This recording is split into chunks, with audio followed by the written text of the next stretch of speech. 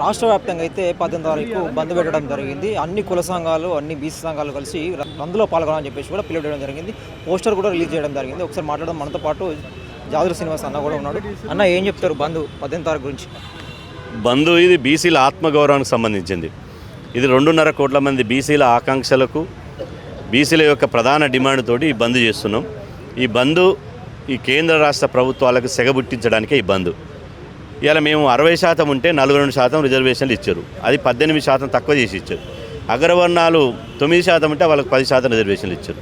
అంటే బిర్యానీ తిన్నోనికేమో పాయసం పెడతారు, ఆకలైనోనికి అన్నం కూడా పెట్టరా? ఇది ఎక్కడి న్యాయం? 42% రిజర్వేషన్ల మీద రెడ్డి జాగృతి ఎట్లా హైకోర్టులో కేసులు వేస్తుంది, ఎట్లా సుప్రీంకోర్టులో కేసు వేస్తుంది? మీకేమన్నా అన్యాయం జరుగుతుందా? రెడ్డి సమాజానికి వాళ్ళ జనాభా 5% ఉంటే వాళ్ళు 70% పదవులు అనుభవిస్తున్నారు. విద్యా ఉద్యోగ రంగంలో వాళ్ళకంటే 70% పదవులు ఎక్కువ అనుభవిస్తున్నారు. మరి అయినప్పటికీ మరి ఎందుకు ఇలా మీరు బీసీ రిజర్వేషన్ల మీద అక్కసి వెళ్ళగక్కుతున్నారు?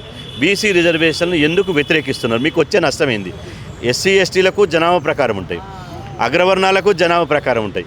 జనాభా ఉండి కూడా రిజర్వేషన్ లేనటువంటి వాళ్ళు బీసీలు. మరి ఎన్ని రోజులు ఇట్లా ఏ విధంగా అన్యాయం చేస్తారు? కాబట్టి ఈ అన్యాయాన్ని సహించలేకనే రాష్ట్ర బంద్ పిలిపిస్తున్నాం.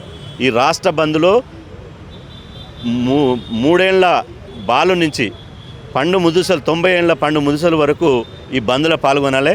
ఇది ఖచ్చితంగా ఈ బంద్ చారిత్రాత్మకంగా నిర్వహించబోతున్నాం. ఈ బంద్ ద్వారా కేంద్ర రాష్ట్ర ప్రభుత్వాలతో తాడో పేడో తెలుసుకోబోతున్నాం. ప్రభుత్వం ఏం ఆలోచిస్తుందంటే సుప్రీంకోర్టు తర్వాత సుప్రీంకోర్టు ఇచ్చే తీర్పును బట్టే పార్టీ పరంగా వెళ్ళాలని చెప్పేసి ఒక ఆలోచన అయితే ఉంది. దాని పరంగా ఏం చెప్తారు? పార్టీ పరంగా పోతంటే మేము ఒప్పుకునే ప్రసక్తి లేదు. పార్టీ పరంగా పోతని చెప్పలే కదా. 42% రిజర్వేషన్లు ఇస్తామని చెప్పారు. 42% రిజర్వేషన్లు ఇచ్చి తీరాలి. ఇచ్చినాకనే రిజర్వేషన్లు ఇలా ఖచ్చితంగా మీరు వెళ్ళాలి. లేకపోతే మాత్రం ఎట్టి పరిస్థితుల్లో ఎవరిని కూడా వదిలిపెట్టే ప్రసక్తి లేదు. తీర్పు తర్వాత తదుపరి కార్యాచరణ గురించి ఏం చెప్తారు? 9th షెడ్యూల్లో పెట్టండి. తమిళనాడులో ఎట్లా పెట్టారు? తమిళనాడులో ఎట్లయితే 9th షెడ్యూల్లో పెట్టారు అట్లా 9th షెడ్యూల్లో పెట్టాలి. అడగాల్సిన రాష్ట్ర ప్రభుత్వం అడగాలి, బరాబర్ గిర్రగీసి అడగాలి. చేయాల్సిన కేంద్ర ప్రభుత్వం చేయాలి. ఎందుకు చేయరు? బీసీలు అంటే చులకనా?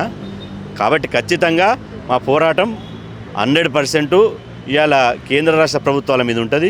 మా రిజర్వేషన్లు రక్షించుకోవడానికి ఎంతకైనా తెగించి పోరాటం చేస్తాం.